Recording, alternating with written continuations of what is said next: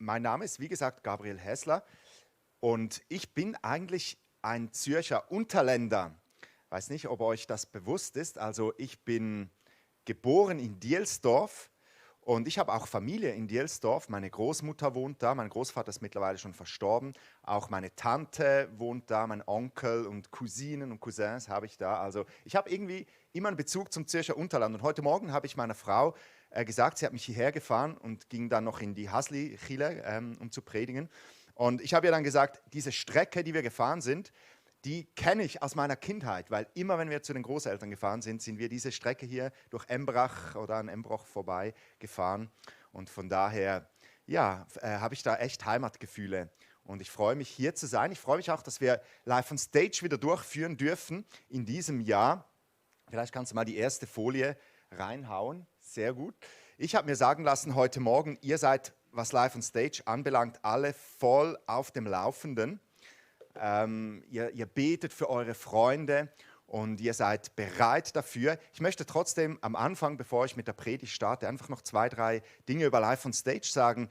Wir haben ja 2014 hatten wir das erste Live on Stage hier im Zürcher Unterland.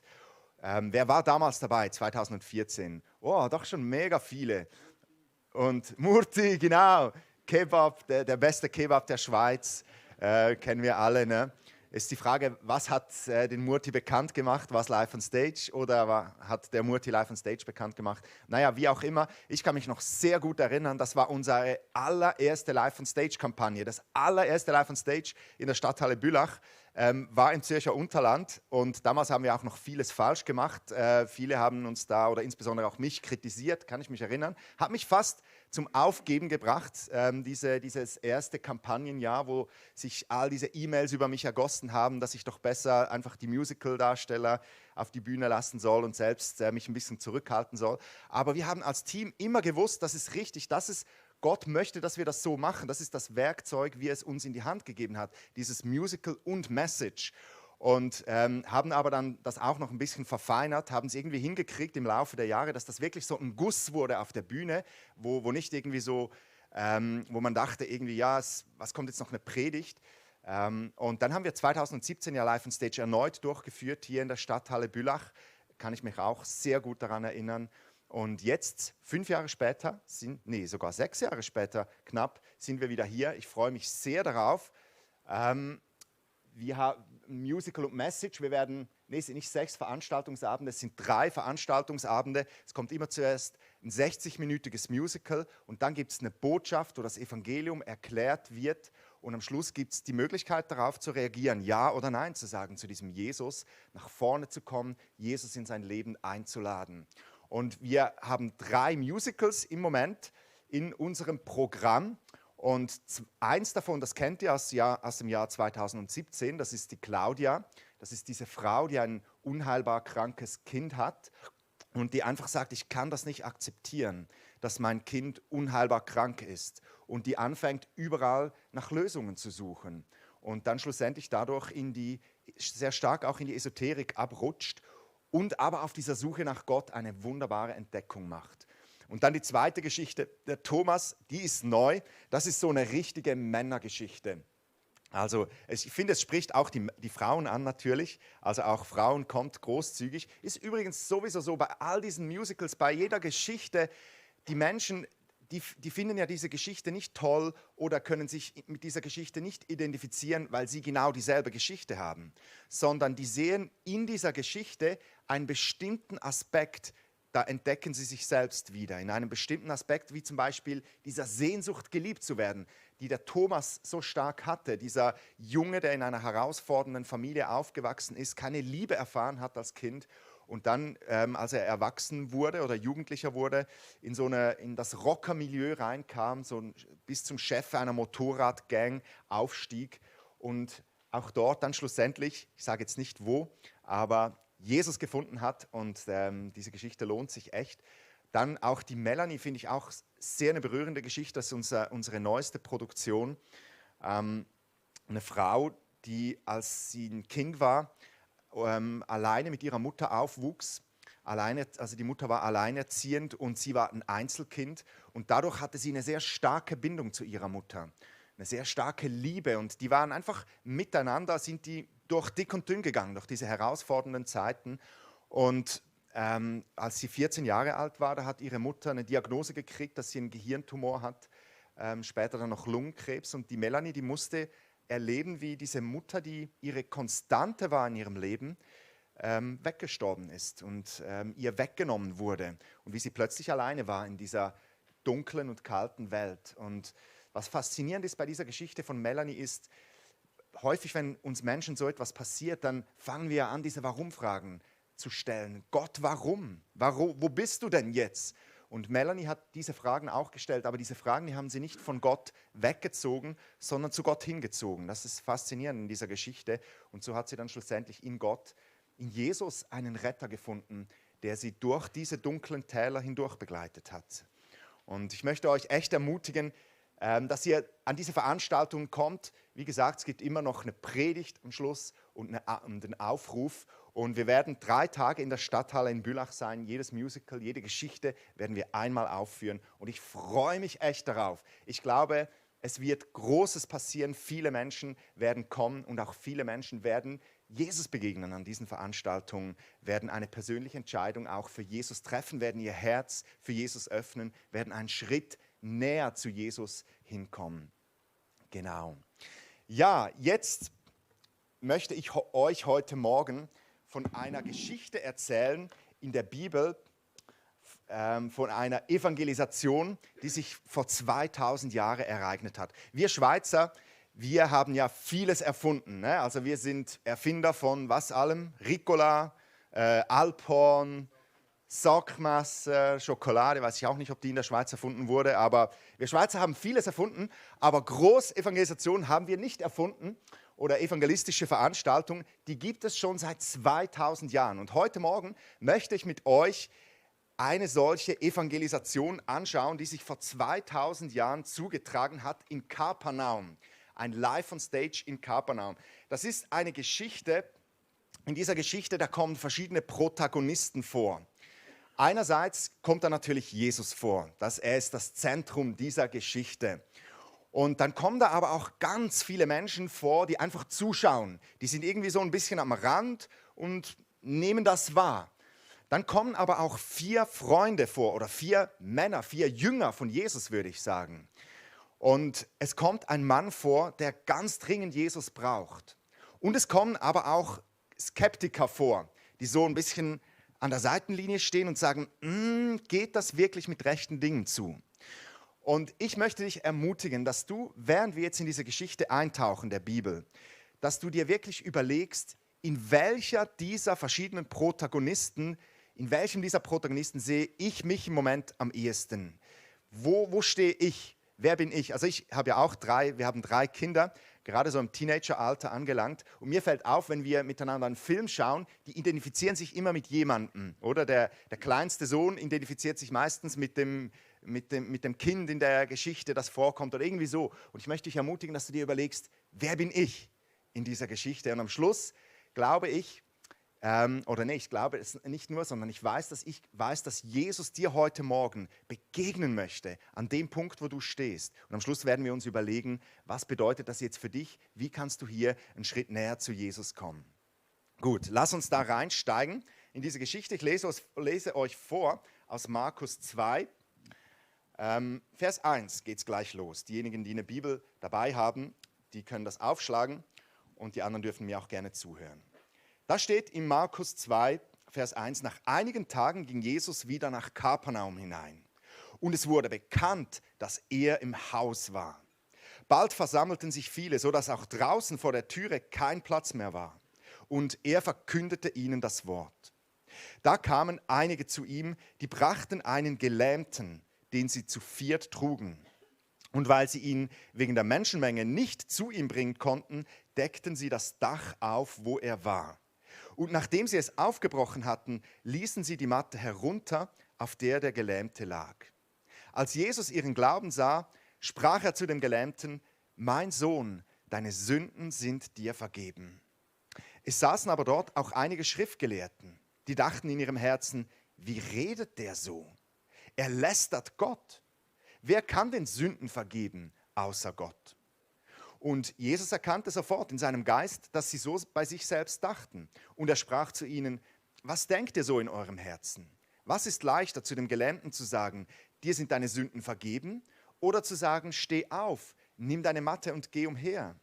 Damit ihr aber wisst, dass der Menschensohn Vollmacht hat, Sünden auf der Erde zu vergeben, sprach er zu dem Gelähmten: Ich sage dir, steh auf, nimm deine Matte und geh umher. Nee, und geh nach Hause, Entschuldigung. Sofort stand er auf, nahm seine Matte und ging hinaus vor allen, so dass sie alle erstaunt waren und Gott priesen und sagten: So etwas haben wir noch nie gesehen. Halleluja, eine echt starke Geschichte. Ich weiß nicht, ob du dich schon entdeckt hast. Wir starten gleich so mit dem ersten Text, wo es hier heißt: Nach einigen Tagen ging Jesus wieder nach Kapernaum. Und dann heißt es hier, bald versammelten sich, und es wurde bekannt, dass er im Haus war. Und als ich so diesen Text gelesen habe, da ist mir so dieser Satz, dieser englische Ausdruck in den Sinn gekommen: Jesus is in the house. Ne, das hat sich rumgesprochen. Jesus ist hier. Ne, also aus der Exegese wissen wir, dass der nicht irgendwo bei sich im Privathaus gepredigt hat oder sich versammelt hat, sondern die haben sich da in der Synagoge getroffen. Und das hat sich herumgesprochen im ganzen Land, in der ganzen Region da um diesen See Galiläa herum, haben die Leute gehört: Jesus is in the house. Und die kamen von überall her, aus allen Dörfern, von allen Ecken und Enden kamen die, um diesen Jesus zu hören. Und dann lesen wir hier: Und er verkündigte ihnen das Wort. Wenn Jesus zu den Menschen kam, dann redete der nie über irgendwelche politischen Sachen. Ist euch das auch schon aufgefallen? Ich meine, Jesus, der hat ja in hochpolitischen Zeiten gelebt, oder? Also die Juden damals, die waren ja von den Römern besetzt. Und ich glaube, das war das Hauptthema damals bei den Juden am Arbeitsplatz, am Feierabend, Bier und auf dem Marktplatz oder wo die sich getroffen haben, haben die wahrscheinlich darüber ausgetauscht: Wann kommt endlich der Messias, der uns von diesen Römern vertreibt? Und hast du gehört, was sie wieder machen? Und diese Steuern, die sie da auf uns erheben, und ist ein Skandal. Das war ganz bestimmt ein Hauptthema, diese politische Besetzung. Aber Jesus, der hat nie über Politik geredet. Also mindestens lese ich nichts davon in den Evangelien. Sondern wenn Jesus zu den Menschen geredet hat, dann hat er von einem Reich geredet, das nicht von dieser Welt ist. Er hat von diesem himmlischen Reich geredet. Er hat den Menschen erzählt, wie sie Bürger dieses himmlischen Reiches werden können, wie sie gerettet werden können, wie ihre Seelen gerettet werden können, wie sie Heilung erfahren können, wie sie Befreiung erfahren können. Er hat für die Menschen gebetet. Er zeigte den Menschen den Weg, wie sie zu Kinder Gottes werden konnten. Und wie wir das hier lesen, die Menschen, die kamen in Massen. Das hat die angezogen. Ne, selbst vor der Türe hatte es keinen Platz mehr, hieß es. Überall standen die Leute, die kamen wirklich zahlreich. Jesus zieht die Menschen an, lesen wir hier in dieser Bibel. Warum? Weil dort, wo Jesus ist, ist das Leben. Dort, wo Jesus ist Rettung, ist Heilung und Befreiung. Und ich weiß nicht, wie es dir geht, aber ich merke manchmal, dass wir denken, dass die Menschen im 21. Jahrhundert eigentlich nicht mehr an Gott und an Jesus und an Religion so und am christlichen Glauben interessiert sind, oder? Wir denken, heute wäre das wahrscheinlich nicht mehr so. Und ja, es kann sein, dass die Menschen vielleicht von dem, was sie an Religion gesehen haben in den letzten Jahrzehnten, irgendwie nicht mehr interessiert sind. Dass sie irgendwie nicht mehr so fasziniert und angezogen sind von der Kirche. Aber ich möchte dir heute Morgen etwas sagen. Von Jesus sind die Menschen vor 2000 Jahren bis zum heutigen Tag fasziniert und angezogen. Warum? Weil dort, wo Jesus ist das wahre Leben. Weißt du, ich sage das jetzt nicht einfach aus irgendeiner Überzeugung raus, sondern wir erleben das wirklich bei Live on Stage Jahr für Jahr. Wir führen ja Live on Stage jetzt, wie ich das eingangs gesagt habe, seit 2014 durch. Und wie gesagt, dieses Jahr wird das es wird unsere 31. Kampagne sein. Wir haben jetzt 4 Kampagnen dieses Frühjahr und dann nochmal 3 im Herbst. Und die 3. im Herbst, das wird unsere 31. Kampagne sein. Und das erleben wir in jeder Region, wo wir hinkommen, dass sich diese Hallen füllen und dass Menschen in Scharen kommen, um diesem Jesus zu begegnen. Ich meine, selbst wenn wir in absolut atheistischen Regionen sind, wir waren jetzt zum Beispiel 2019 in Dresden, das ist in Ostdeutschland, und jetzt dieses Jahr, im letzten Herbst 2022 waren wir in Leipzig, das ist auch Ostdeutschland, und die Leute dort, die sagen, das ist einer der atheistischsten Flecken auf der ganzen Erde. Das war ja unter der DDR, wurde die Religion dort wirklich, die wurde wegradiert. Und die Menschen dort, die wissen nicht nur nichts über Gott, sondern die wollen auch gar nichts über Gott wissen. Aber trotzdem, auch dort, wo wir Live on Stage gemacht haben, kamen die Menschen in Scharen. Und viele haben eine Entscheidung für Jesus getroffen. Und weißt du, ich glaube, diese Menschen, die kommen nicht in erster Linie wegen dem Musical. Ne, wegen der Predigt kommen sie ja sowieso nicht. Aber ich glaube, die kommen auch nicht in erster Linie wegen dem Musical. Sondern ich glaube, die Leute, die kommen, die sich gerne dafür einladen lassen, die kommen, weil sie hungrig sind nach dem Leben. Weil sie eine Sehnsucht haben nach dem Übernatürlichen, nach Gott. Weil sie sich ausstrecken nach Jesus. Weil dort, wo Jesus ist das Leben. Dort ist Rettung, dort ist Heilung und Befreiung.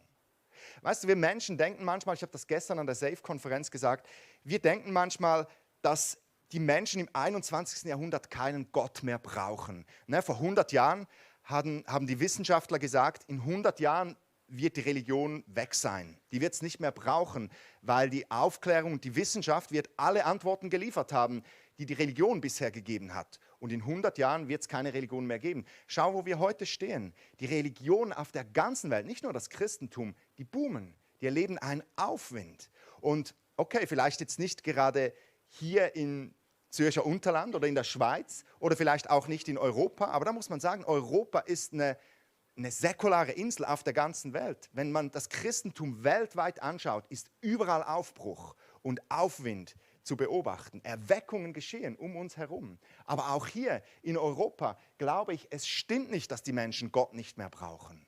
Die Menschen brauchen Jesus. Weißt du, du darfst dich nicht täuschen lassen von diesen glücklichen Gesichtern, die du auf den Social Medien siehst. Ne, die Leute, die da ihre glücklichen Familienfotos posten und immer dann, wenn sie glücklich sind, gibt es ein Foto. Darfst dich nicht von dem täuschen lassen. Darfst dich auch nicht täuschen lassen von diesen Hochglanz-Werbebildern, die du überall siehst oder von der Werbung im Fernsehen. Sobald du mal ein bisschen hinter die Fassade der Leute schaust, dann wirst du entdecken, dass selbst diese wohlständigen Schweizer, die wohlständigen Embracher, dass sehr viele von ihnen mit echt großen Herausforderungen kämpfen. Dass Leute mit Abgründen kämpfen, von denen sie niemandem etwas sagen. Weißt du, wir leben doch in echt verrückten Zeiten drin im Moment. Jetzt sind wir gerade aus dieser Pandemie rausgekommen und taumeln direkt rein in diese Ukraine-Krise, stehen vor einem drohenden dritten Weltkrieg. Man kann das nicht anders sagen. Die Weltuntergangsuhr da, die steht so nahe bei 12 wie schon das letzte Mal, glaube ich, was war das, bei der Kuba-Krise oder irgendwie. Also es ist wieder verrückt, in was für Zeiten wir drin stecken. Ich habe manchmal das Gefühl, wir taumeln von einer Krise in die nächste. Ne, da war eben noch diese Waldbrände in Australien, es ist diese Energiekrise, es ist die Ukraine-Krise, es ist die Gesundheitskrise. Eine Krise folgt der nächsten. Und so viele Menschen in unserer Zeit kommen damit nicht mehr zurecht. So viele Angst herrscht in unserer Zeit. Weißt du, wie viele Menschen mit ernsthaften Angstzuständen kämpfen? Die werden zermürbt von dieser Angst, haben Panikattacken. So viele Menschen kämpfen mit Depressionen. So viele Menschen kämpfen mit unheilbaren chronischen Erkrankungen. So viel Streit herrscht in unserer Zeit. So viele Familien brechen auseinander. Wir wohnen ja als Familie seit 1,5 Jahren in Hamburg, mitten in St. Pauli, diesem verrückten Stadtteil. Und bis vor kurzem war unsere Tochter in einer Schulklasse drin, wo sie die einzige war, wo die Eltern noch zusammen waren. Nämlich wir, meine Frau und ich. Alle anderen, ihre Schulkameraden, waren die Eltern nicht mehr zusammen. So viel Hass ist in unserer Gesellschaft. Wir sind so herausgefordert, in Frieden miteinander zusammenzuleben. So viel Zerbruch, aber auch so viel Ohnmacht. angesichts der Komplexität unserer Zeit, in der wir leben. Die Leute, die kommen mit dem nicht mehr zurecht, mit dieser Welt, die immer komplizierter wird. Weißt du, die Menschen, die brauchen Jesus. Und weißt du auch warum? Weil Jesus ist die Antwort auf all unsere Herausforderungen. Und weißt du, das ist jetzt nicht einfach so eine billige Antwort. Es gibt ja manchmal so skeptische Leute, die sagen, ja, das ist ein bisschen billig, ne? Was gibt 1 und 1? Jesus. Ne? Nee, so meine ich das nicht. Ich glaube tatsächlich, dass das stimmt, dass Jesus die Antwort ist auf die Probleme unserer Zeit. Ich kann dir das aus meinem eigenen Leben sagen. Wenn du mich vor 20 Jahren gesehen hättest, ich hätte gelacht über so eine Veranstaltung heute Morgen. Ich wäre nie hier gewesen am Sonntagmorgen. Ich wäre derjenige gewesen, der noch vom Ausgang oder von der Party nach Hause gekommen wäre. Aber dann bin ich Jesus begegnet, auch an einem christlichen Musical. Meine Schwester hat mich eingeladen zu diesem Musical Matz Warum, das ja übrigens auch aus dem Zürcher Unterland kommt. Und an dieser Veranstaltung, ich weiß auch nicht warum, da hat mich das Evangelium mitten ins Herz getroffen. Und ich habe mein Leben Jesus anvertraut. Und Jesus hat mein Leben so gut gemacht. Ich meine, ich stand vor einem Abgrund. Ich war hoch verschuldet zur damaligen Zeit. Ich bin aus allen möglichen Ausbildungen rausgeflogen. Ich war zerstritten mit meiner Familie, so dass ich nicht mehr zu Hause leben konnte. Ich war abhängig von allen möglichen Substanzen. Ich habe mir alle Drogen reingelassen, die du dir vorstellen konntest. Und dann kam Jesus in mein Leben. Und Jesus hat mein Leben gut gemacht. Und heute, ich sage dir, ich habe keine Angst mehr vor der Zukunft und vor dem, was die Zukunft bringt. Weißt du warum? Weil Jesus meine Zukunft in seinen Händen hält. Ich habe auch keine Angst vor einer Rezession. Weißt du warum? Weil ich erlebt habe und darauf auch vertraue, dass Jesus mein Versorger ist. Ich fühle mich auch nicht einsam, wie so viele Menschen in unserer Zeit. Weißt du warum? Weil wohin ich auch komme, ob ich hier nach Embrach komme oder ob ich nach Hamburg gehe oder sonst irgendwo auf der Welt, überall habe ich Brüder und Schwestern im Glauben. Leute, die mit mir verwandt sind, weil wir an denselben Gott glauben, weil wir zur selben himmlischen Familie gehören. Und naja, das Allerbeste ist, ich habe auch keine Angst mehr vor dem Tod. Ich weiß, wenn ich sterbe, dann gehe ich auf einen direkten Weg in den Himmel. Ich bin ein Kind Gottes. Ich muss nicht zuerst irgendwie besondere heiligen Übungen vollziehen, damit ich mit Gott sprechen kann. Ich kann jeden Tag frei und ungehindert in die Gegenwart Gottes eintreten, weil Jesus für mich den Weg frei gemacht hat. Die Menschen brauchen Jesus. Wir Menschen brauchen Jesus. Und auch du, der du hier sitzt, du brauchst Jesus. Die Menschen hier in unserer Nachbarschaft, die brauchen Jesus, weil Jesus derjenige ist, der uns rettet, der uns heilt und der uns befreit. Ja, genau, jetzt habe ich eine lange Einführung gemacht. Genau das wussten auch diese 4 Männer, die ihren Freund zu Jesus gebracht haben. Wir lesen hier, wie steht, und ich muss das hier lesen, weil es ein anderer Text, während er ihnen das Wort verkündete, wurde ein Gelähmter gebracht. 4 Männer trugen ihn. Sie wollten mit ihm zu Jesus, doch es herrschte ein solches Gedränge, dass sie nicht zu ihm durchkamen. Da deckten sie das Dach über der Stelle ab, wo Jesus sich befand, und sie machten eine Öffnung, durch die sie den Gelähmten auf seiner Matte herunterließen. Wow, was für ein Biss diese Männer hatten. Also erstmals, man sagt ja immer, das waren 4 Freunde, aber wir wissen das ja gar nicht. Ne, das steht einfach, es waren 4 Männer, die brachten einen Gelähmten. Ich kann mir auch gut vorstellen, dass das 4 Jünger von Jesus waren, die wussten, dass jetzt Jesus in der Synagoge spricht. Und die waren unterwegs zur Synagoge und dann kamen sie vorbei an diesem Gelähmten. Wahrscheinlich saß der am Straßenrand und bettelte. Und dann haben sie ihm gesagt, hey, oder vielleicht hat er sie gefragt, habt ihr mir einen Franken, oder? Und da haben sie gesagt vielleicht, ja, sorry, wir haben leider kein Geld dabei, aber wir haben was viel Besseres. Heute predigt Jesus in der Synagoge. Komm mit und hör dir das an. Und er hatte vielleicht gesagt, ja, komm mit. Super, ne? Ich bin ja gelähmt. Wie soll ich da mitkommen? Und da haben sie kurz überlegt, haben eine Matte genommen oder irgendeine Tragbarre oder so, haben den da drauf gesetzt und haben den direkt zur Veranstaltung getragen. Ich meine, vielleicht saß der da hinten drauf, war noch nicht mal so happy, hat irgendwie ein bisschen vor sich hingefrotzelt und hat gesagt, ja, Jesus, was will der mir schon machen können? Ne? Aber seine Freunde oder diese Jünger, die waren unerschütterlich, haben den dahin gebracht. Aber als sie dahin kamen, da kamen sie nicht durch. Und all diese Zuschauer, die dabei waren, denen ging es eigentlich hauptsächlich um sich. Die wollten sich ein bisschen bespaßen vielleicht. Ich weiß auch nicht. Die wollten von diesem Jesus hören. Sieht man ja häufig, dass so die Leute, die Jesus nachgefolgt sind, so die große Menge, die häufig einfach aufs Spektakel aus waren, mal diesen Jesus mal sehen wollten. Und die hatten kein Herz für diesen Mann, der da auf der Barre kam. Die machten ihm auch keinen Platz. Und so mussten diese 4 Männer einen anderen Weg suchen. Und das begeistert mich. Diese 4 Männer haben dann nicht einfach gesagt, ja sorry, ist leider voll, gibt kein Ticket mehr, muss wieder zurück, am besten gehst du selbst jetzt, weil wir haben schon einen reservierten Platz, sondern die haben einen Ausweg gesucht. Die gingen hinter das Haus und meistens war es ja so in Palästina, das waren ja alles Flachdächer. Und da gingen immer Treppen hoch zu diesen Flachdächern. Und diese 4 Leute, die gingen da hoch und dann haben die angefangen, ein Loch in dieses Dach reinzuhauen.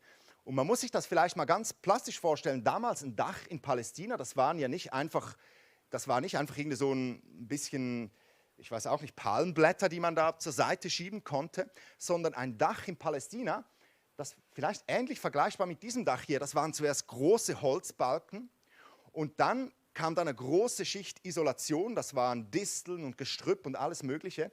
Und dann wurde da 30 Zentimeter Lehm draufgewalzt bei so einem Dach in Palästina. Also es war gar nicht so einfach, dieses Dach aufzuhacken.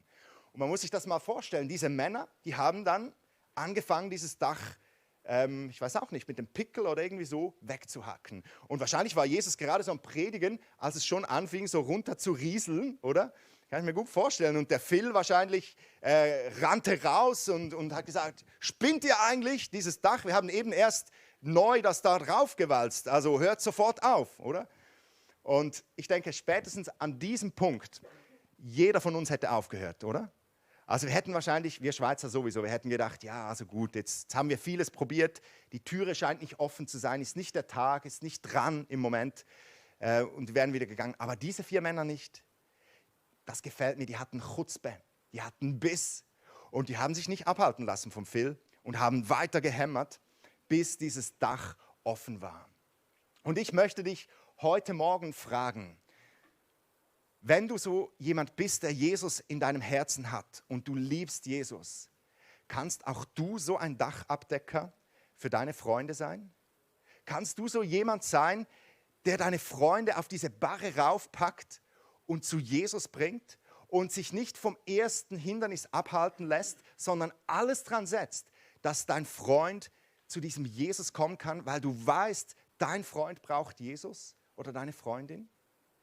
Weißt du, meistens, ich kann das aus eigener Erfahrung von Live on Stage sagen, meistens, wenn wir Leute zu Jesus bringen wollen, dann ist das mit ziemlichen Herausforderungen verbunden. Also bei Live on Stage ist es so, sehr selten kommen die Leute alleine. Kann ich aus Erfahrung sagen, 30 Kampagnen. Wir machen zwar überall Werbung und es gibt immer mal wieder Leute, die sehen die Werbung oder die haben einen Traum vielleicht oder sie joggen im Wald und plötzlich fällt ein großer Stein vor ihnen auf den Boden, wo eingehämmert ist, komm ans Live on Stage. Gibt es manchmal, nee, das habe ich jetzt zwar noch nie gehört, aber manchmal kommen die Leute ganz alleine.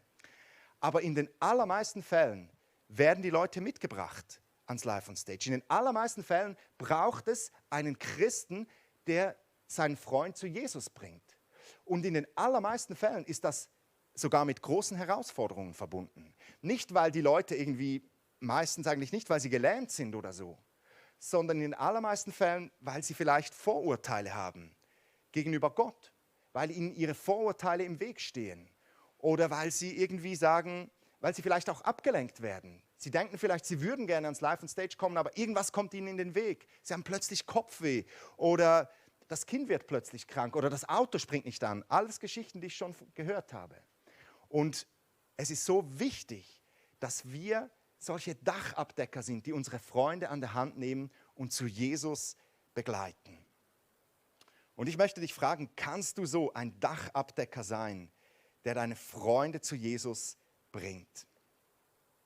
Jetzt geht diese Geschichte noch weiter. Jetzt kommen wir zu diesem magischen Moment, wo dieser Mann durchs Dach heruntergelassen wurde und direkt vor den Füßen von Jesus zum Liegen kam. Und dann heißt es hier, als Jesus ihren Glauben sah, sagte er zu dem Gelähmten, mein Sohn, deine Sünden sind dir vergeben. Mein Sohn, deine Sünden sind dir vergeben. Wenn du diesen Satz hörst, über deinem Leben ausgesprochen, dann hast du gewonnen. Dann hast du den Lotto-Sechser gewonnen. Ich weiß nicht, wie es dir geht, wenn du diese Geschichte liest. Ich denke, dir geht es wahrscheinlich so wie den meisten Leuten, die da drumherum standen. Du denkst vielleicht, Jesus, warum vergibst du ihm seine Sünden? Hast du irgendwie Tomaten auf den Augen? Siehst du nicht, was der wirklich braucht? Der braucht Heilung. Er ist ja gelähmt. Ne? Deshalb haben ihn wahrscheinlich auch seine Freunde zu dir gebracht. Was sprichst du ihm was redest du über Sünde in seinem Leben? Ne? Du musst ihn heilen. Der braucht jetzt direkte diakonische Hilfe oder irgendwie sowas. Ne? Aber weißt du, Jesus, der hat diesen Menschen angeschaut und der hat gewusst, was dieser Mensch wirklich braucht. Nämlich Vergebung seiner Sünde. Weißt du, wir Menschen, wir kämpfen mit allen möglichen Herausforderungen. Ich habe dir das eingangs gesagt. Viele von uns hier drin kämpfen auch mit Krankheiten vielleicht. Und die Menschen da draußen, wir sind herausgefordert. Aber ich sage dir, all diese Probleme, die wir haben, die sind gar nicht unser Hauptproblem, sondern das sind eher die Symptome unseres Hauptproblems. Das Hauptproblem, das wir Menschen haben, ist, dass wir getrennt sind von unserem himmlischen Vater. Dass die Sünde in unserem Leben sich wie eine Mauer zwischen uns und zwischen Gott auftürmt. Dass wir nicht mehr verbunden sind mit diesem Gott, der uns so sehr liebt. Und dass wir allein in dieser dunklen und verrückten Welt unterwegs sein müssen. Und Jesus Christus, der kam auf diese Welt, um diese Sünde aus unserem Leben wegzumachen, um uns zu vergeben, um uns mit Gott zu versöhnen. Und Jesus wusste, wenn dieser Mann Vergebung erlebt in seinem Leben, dann wird er zu einem Kind von Gott. Und dann kann diese Heilung von Gott anfangen, in sein Leben zu fließen. Und kann sich anfangen, in jedem Bereich seines Lebens auszubreiten. Rettung, Heilung und Befreiung wird in sein Leben kommen. Mein Sohn, deine Sünden sind dir vergeben.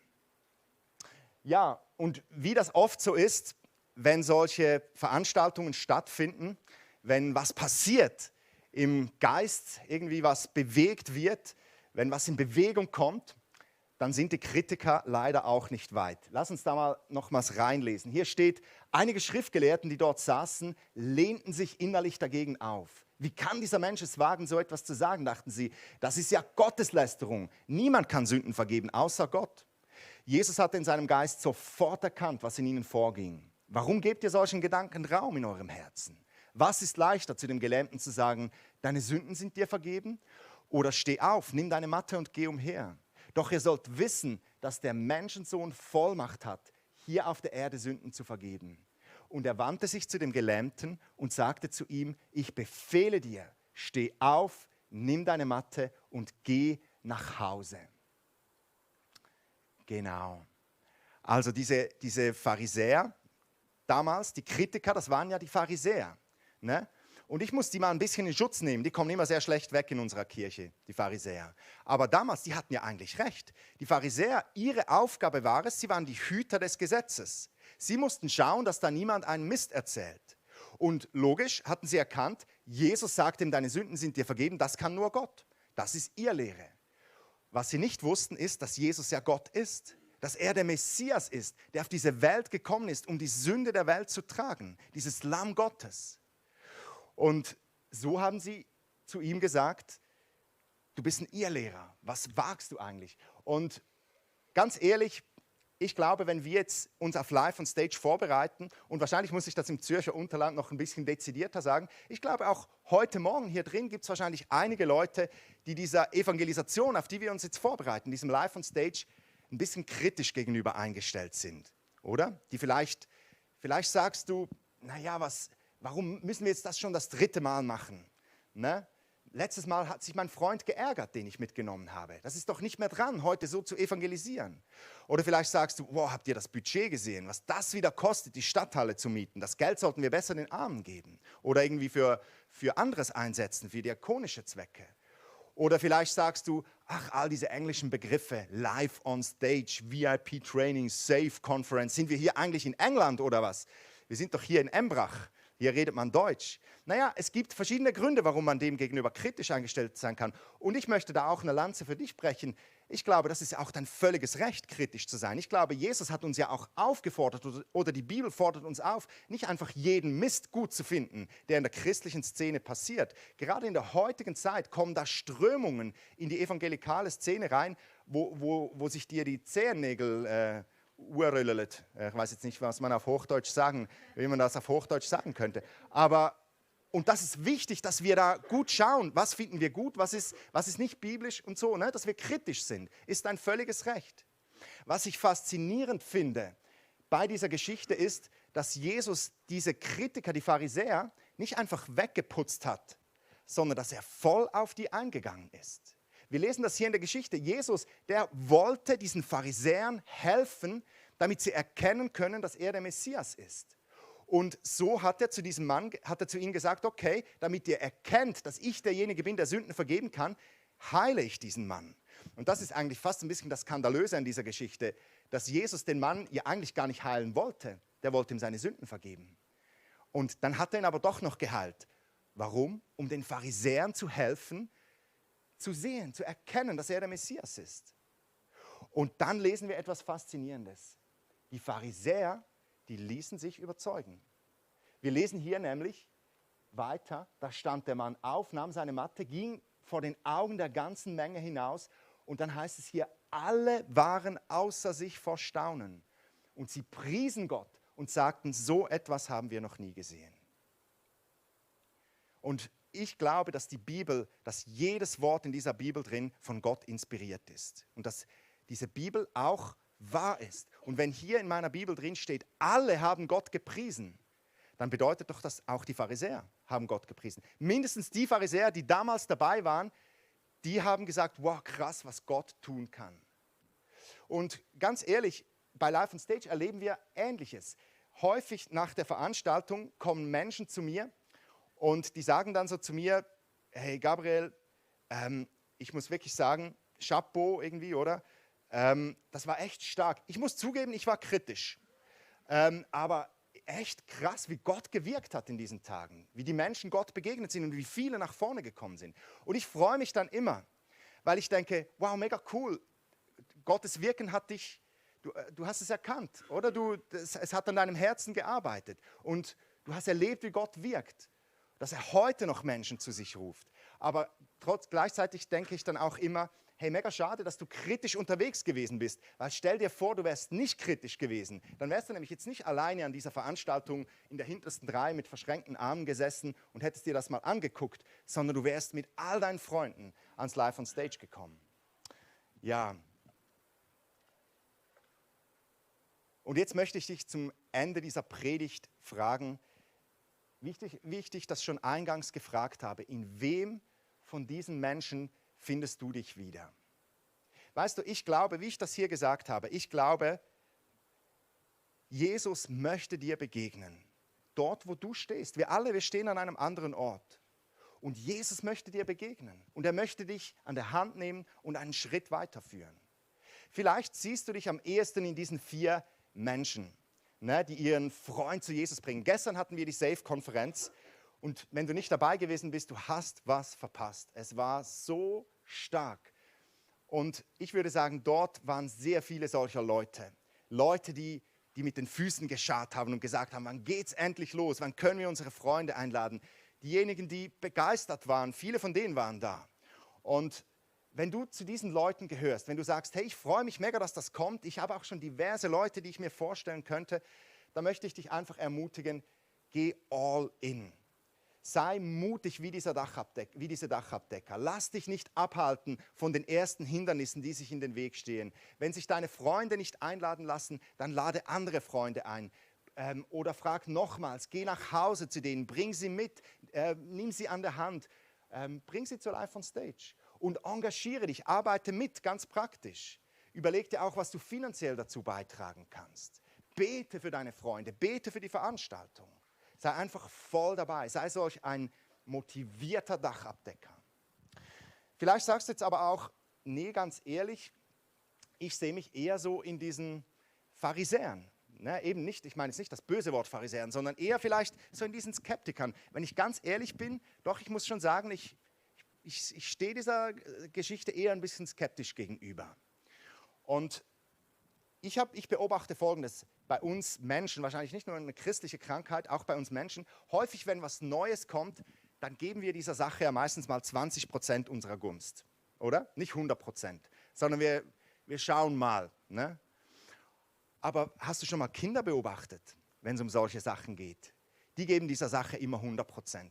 120% sogar. Mein Sohn, der Aaron, der ist jetzt mittlerweile schon 10 Jahre alt, aber als er noch ein bisschen kleiner war, schon als er noch 7 war oder so, da hat er immer gebetet für Live on Stage, dass 100 Millionen Milliarden Leute zum Kreuz kommen. Also wenn wir gebetet haben für Live on Stage Zürcher Unterland, dann hat er am Abend jeweils im Bett gebetet, Jesus macht, dass 100 Millionen Milliarden Leute in Bülach nach vorne kommen. Und ich habe dann nicht gesagt, Aaron, das haben nur 1300 Leute drin Platz, das geht gar nicht.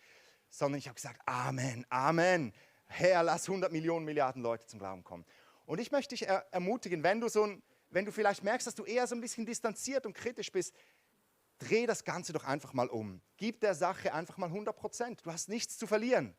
Das Einzige, was du zu verlieren hast, oder du hast nur zu gewinnen. Deine Freunde haben zu gewinnen. Dein Umfeld hat zu gewinnen. Und du kannst diese Leute mitnehmen. Du gehst mit einer ganz anderen Haltung an die Evangelisation ran. Und wenn es dann nur 80% sind oder vielleicht 50%, dann hast du immer noch mehr dabei rausgezogen, als wenn du nur so mit 20% mal in die ganze Sache reingegangen wärst. Möchte ich ermutigen, dass du dieser Sache einfach eine neue Chance gibst. Egal, was du gehört hast von anderen. Das ist ja auch immer so ein bisschen dieser Virus, der sich da irgendwo verbreitet, wie es ist. Mach dir selbst ein Bild. Okay. Ups, jetzt bin ich eins zu weit. Genau. Und die letzte Person, vielleicht sagst du jetzt, nee, wenn ich ganz ehrlich bin, ich sehe mich eigentlich eher in diesem Mann, der Jesus braucht. Ich bin eigentlich so jemand, den du jetzt aufgezählt hast. Ich kämpfe mit Angst und ich bin herausgefordert mit Krankheiten. Ich habe im Moment gerade in meiner Familie echt Probleme und wir haben Streit in unserer Mitte und ich bin herausgefordert und ich habe tatsächlich so das Gefühl, dass da wie so eine Mauer zwischen mir und zwischen Gott ist. Ich kann das nicht so frei sagen, ich bin ein Kind Gottes. Ich habe eher das Gefühl, ich bin alleine unterwegs. Es fühlt sich zumindest so an. Und wenn du so jemand bist, dann möchte ich dir heute Morgen sagen, Jesus streckt dir seine Hand entgegen und der bietet dir seine Vergebung an. Genauso wie er es mit diesem Mann gemacht hat, der zu Jesus kam, möchte Jesus auch zu dir sagen, heute Morgen, mein Sohn, meine Tochter, mein Freund, meine Freundin, deine Sünden sind dir vergeben. Jesus möchte dich zu einem Kind Gottes machen, heute Morgen.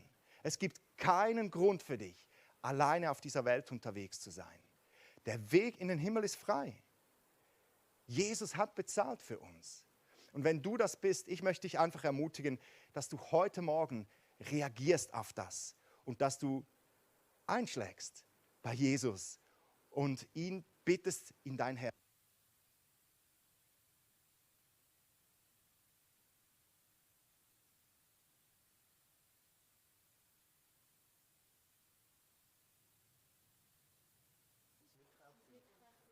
Es läuft nicht mehr.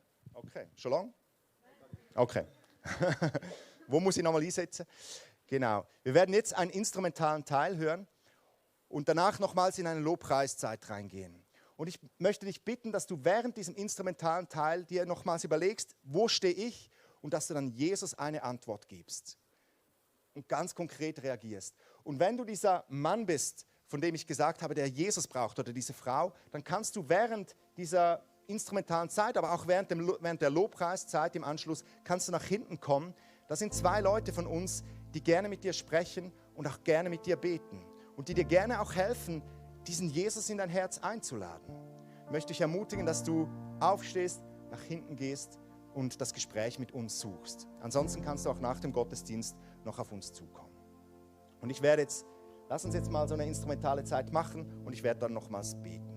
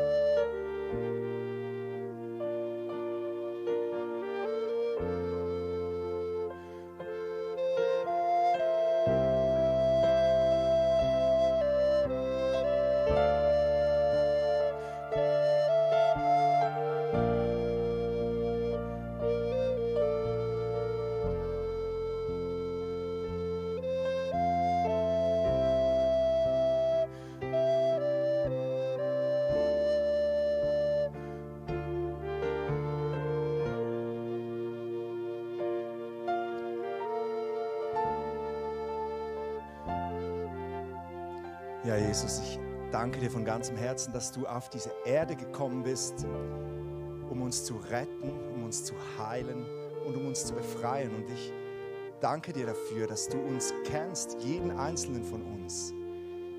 Und dass du jeden einzelnen von uns anschaust und dass du jedem von uns die Hand reichst. Und dass du jeden von uns an diesem Punkt, wo wir stehen, weiterführen möchtest. Und ich bitte dich einfach darum, dass du jetzt kommst mit einer neuen Freude, mit einer neuen Retterliebe in unser Leben.